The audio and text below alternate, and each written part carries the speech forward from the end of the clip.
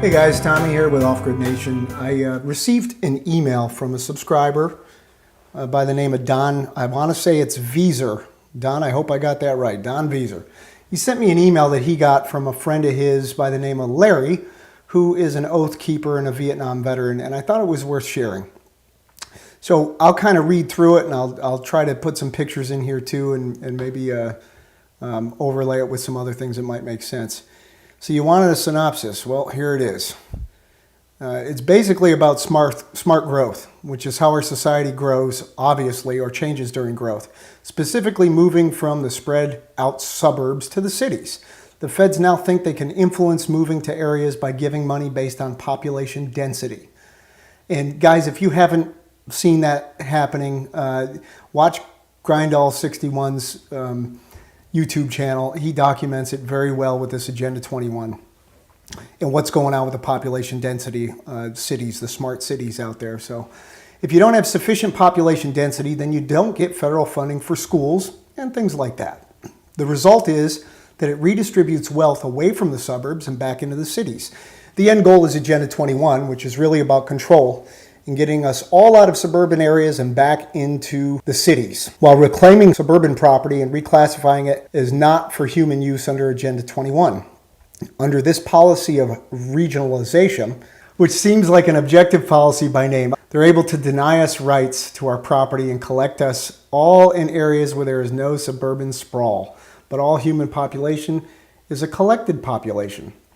See Wildlands project map below, and I'm going to show you that here in just a minute. The green colored areas are the normal use areas, areas of cooperation. Those are the areas where we might live and enjoy some sort of land rights like we have today, or at least like we used to have. I'm going to scroll down here and show you that map. See what this looks like. See many green sections in there? Not many, huh? Those are the normal use zones, folks. This is what they've posted. Agenda 21, this is what they want to have happen. So pay attention to this. It's pretty interesting stuff. This is one guy's take on it. He says, I love the Orwellian addition to the title Normal Use, being areas of cooperation. How communist is that? The yellow areas are highly regulated corridors with very little use and serving only as travel corridors between those hard to find green areas. The red areas are no human interaction at all zones. Even the so-called normal use green zones are restricted. Let's look at this again now. Red zones are little to no human use. See how many of those that we have here? And the yellow zones are highly regulated.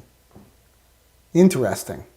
They want to pack us in real tight. I think what's very interesting here is that New York City, I don't know if you see it right here, but I don't see any green there. Is it because it's so small that it doesn't even show up? I mean, New York City is a very small place, and I mean, you're talking 8-9 million people there. So I would expect to see more green areas in this, well, what they're going to make is a mega city corridor here with the East Coast cities, New York, Baltimore, maybe Boston out here somewhere, wherever that is, Philadelphia, DC. But you notice there's very little green around here. As a matter of fact, I see more green up in the Midwest states, which is odd. Southern California, you got some green zones there. And then, of course, in Florida, you got some green zones. But not a whole lot here in the rest of the country. It's a very small percentage if you think about it. This is all being done now and implemented quickly under our very noses. Being done as a concern for the environment rather than truthfully expressing as a desire to control us as human beings, denying us our God-given rights and freedom, which is the actual objective. Programs such as wilderness areas, critical habitat, biodiversity, roadless area, national heritage areas under the United Nations control, conservation easements, smart growth, open space, green lining transfers control of the property to various elite land trusts, and the government. All of this when the government should have zero authority over these state lands whatsoever. This is going on when Obama signs over 1.8 million acres from the states to the federal government, as he did only a couple of weeks ago. I think that was for his monument out there in, I think it was Oregon he did that. Here's a video about the sheriffs being alarmed that the federal government is decommissioning roads in their counties without local community input and no notice given whatsoever that it's being done. They're just declaring outright that, hey, these roads are no longer in use, and in some cases they're actually plowing them under. Strange, huh? Again, the Fed's given this program the Orwellian title, the travel plan, when it diminishes travel and access. You know, you got to look at the names of their plans. You could almost think the very opposite of what it says, like the Patriot Act. Think the opposite. You may notice that all these issues are involved in the Bundy and Hammond Ranch issues, as well as directly addressed by the occupation of the Malheur Wildlife Refuge. But still, even conservative constitutionalists don't grasp what the occupation of the wildlife refuge was so necessary and appropriate. The fact is that even government data shows that only 6% of America's landmass is currently developed. Only 3% is classified as urban, yet 77% of Americans live in these urban areas. Well, that could be because that's where the jobs are, but there's no question about it. The government is enacting policies that drive people to the cities. And I think that we're having a mass exodus from people wanting to live in cities. There's more and more of us that are waking up that said, you know what, we want to change. We don't want to be in the rat race. And it's starting to go against their plan. And that's why so many people that decide they want to live off-grid, they become an enemy of the state overnight for no apparent reason other than the fact that you're now considered an enemy in their eyes because you're not doing what they want you to do. The problem is not that our nation is being overdeveloped, but rather the problem is as old as time about who will own the land, with it overturning the very rights that this country is based upon. If we cannot own property ourselves, then we become property, slaves and serfs, and that is the communistic goal here. Yet people still don't get why the occupation of the Malheur Wildlife Refuge was so very necessary and so very important to each and every one of us that value freedom.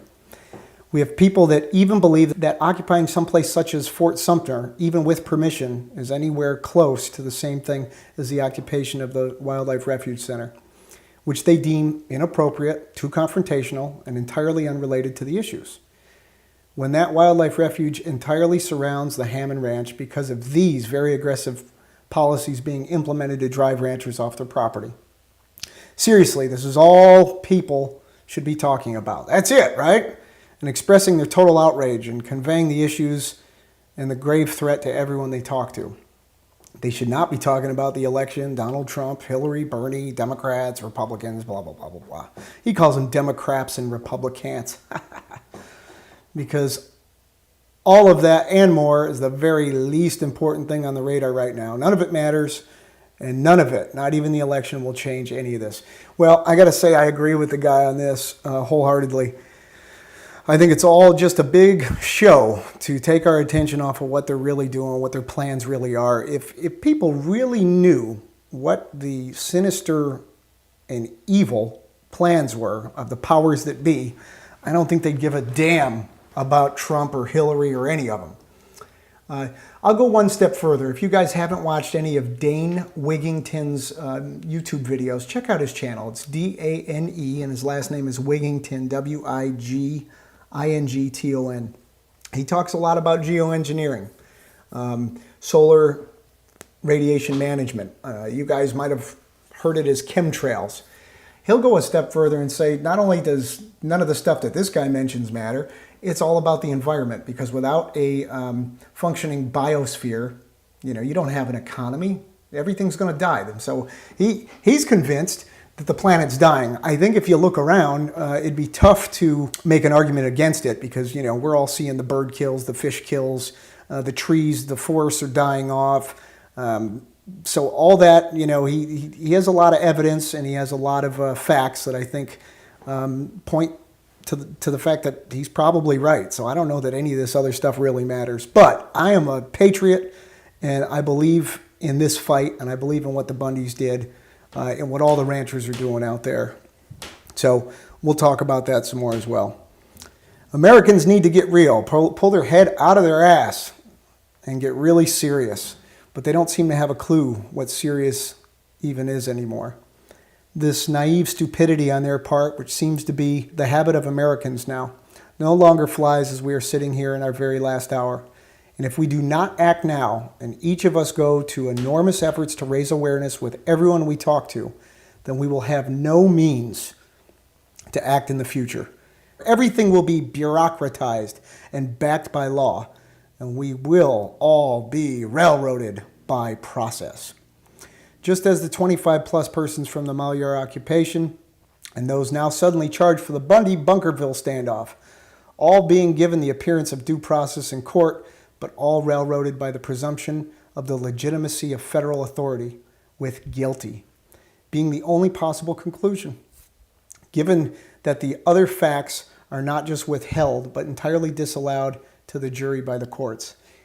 Incidentally, this email is my effort to get every one of you guys to raise awareness. Get your arse on board, inciting you to take extreme action, no matter the cost, and get each of you on the way to informing others, and then informing others exponentially. Not having bandwidth to view a damn video or not having the time are no longer plausible excuses. If you do not have the bandwidth to view this video, then you need to either give up and cancel your internet provider or find another way. Find a way and do it. And you know what? I believe in this guy's spirit too. Many of you guys, and you see kind of the stuff that I'm talking about and trying to do and trying to raise awareness. I'm just one guy, and we all need to pull our weight. And so many of you guys stepped up and donated and were generous, and that's fantastic. We need to keep going. We can't just stop there. We need to share stuff like this. We need to share information. If you're watching this video, I know you have internet. Start forwarding emails, putting messages out on your social media sites. Make videos if you can. And start connecting with other people like mine, like we're doing here. Build the community. You got so many small groups all over, and that's probably a good thing. Having a decentralized group has some advantages to it, no doubt about it. But also, having those groups come together into a larger group also has some advantages. So we just need to continue to network, share information, share experiences, and share our thoughts on this. We are the silent majority, and man, we can't afford to be silent anymore. So please share this. Please pass it along. Thanks, guys.